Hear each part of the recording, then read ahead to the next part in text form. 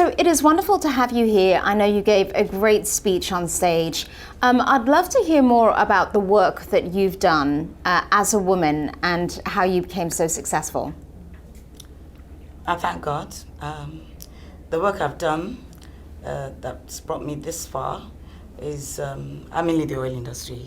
We're running a family where we do oil exploration and production, and we've been doing that for several years now, and we're still doing it, and we have expanded into other areas of business. As far as NGOs are concerned, I'm running two. One is the Rose of Sharon Foundation, which is for widows and orphans. It's a call by God for me to do that.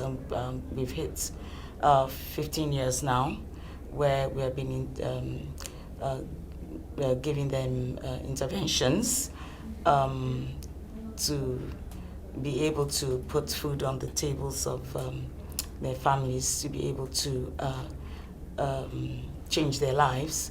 We give the widows themselves seed money for their businesses, and we've sent some to university, those who wanted to go back to school, and we're giving their children scholarships from whatever level that we find them, and we assist them with that up to university level. That's great. Yes, and we are self-funded. We are now in the 6 geopolitical zones of Nigeria.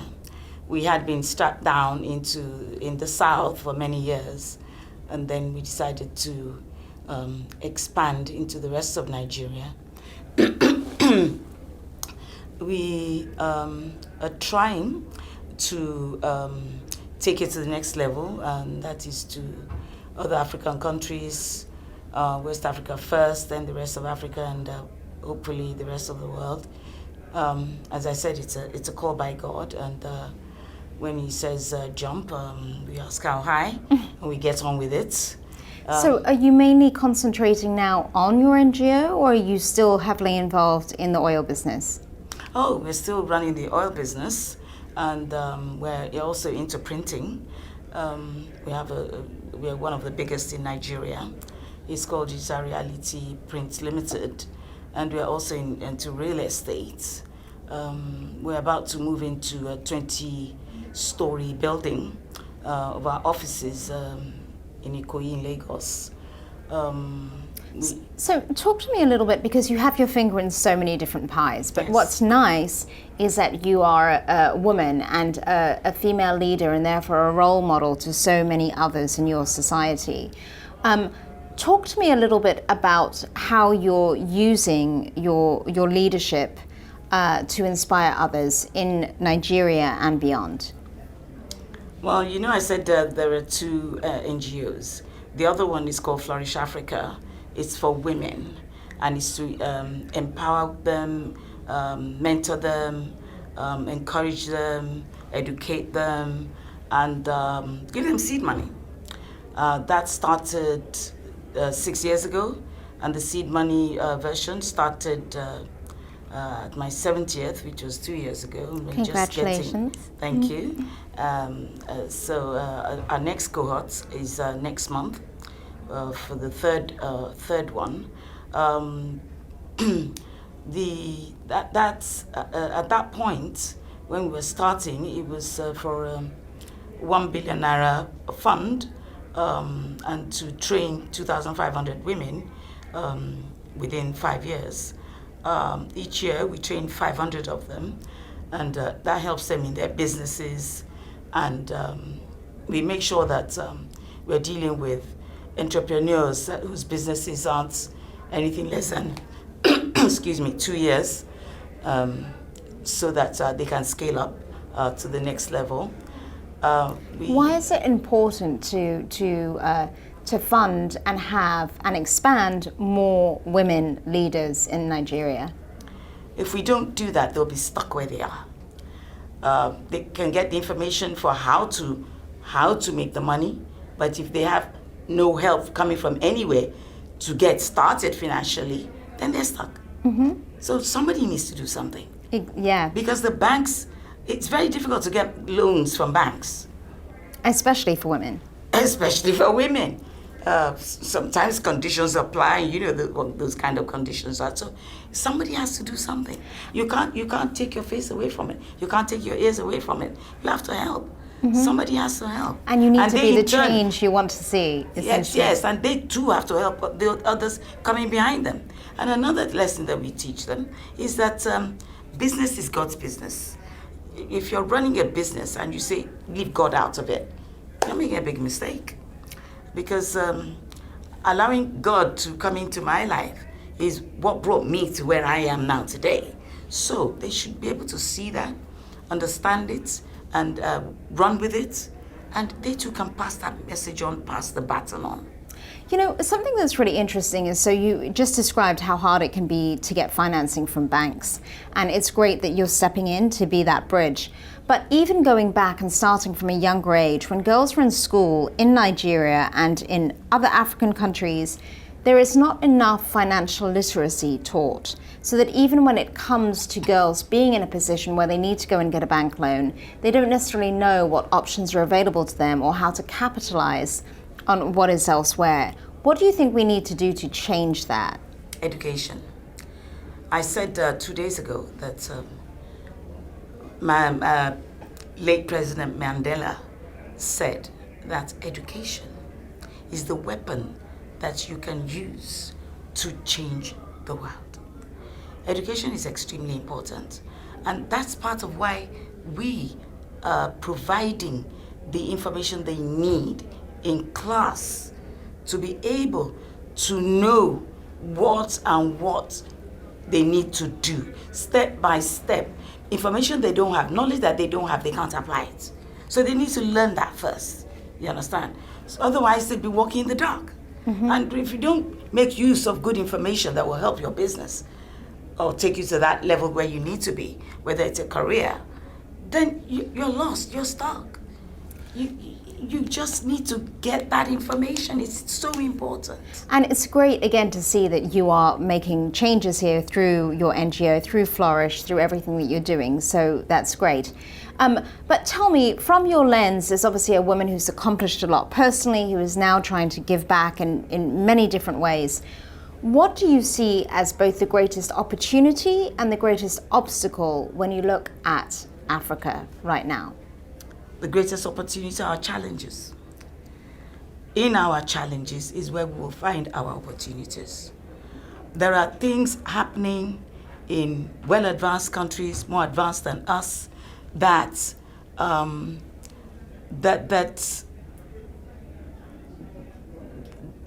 they need Africa to be able to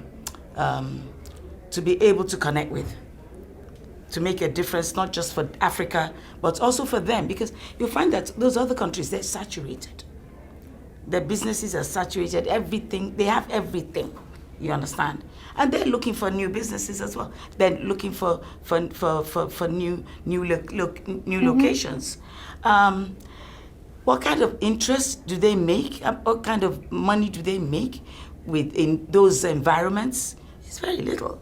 But when they come to places like Africa, where there are those opportunities, and people are craving for opportunities to be able to make those connections and to be able to move to the next level, they make a lot of money, and they can make those monies overnight. So tell me, just finally, as we close this out, what do you want? What message do you want to impart to the young girls and boys who are watching this now, to give them some hope about their future? The message I would like to pass on to them is, they should not think that they're stuck. They themselves can get unstuck. They should be determined. They should be focused. They should know what they want and go for it. But as they're planning and as they're doing that, they should make sure that God is holding their hand. They are holding the hand of God.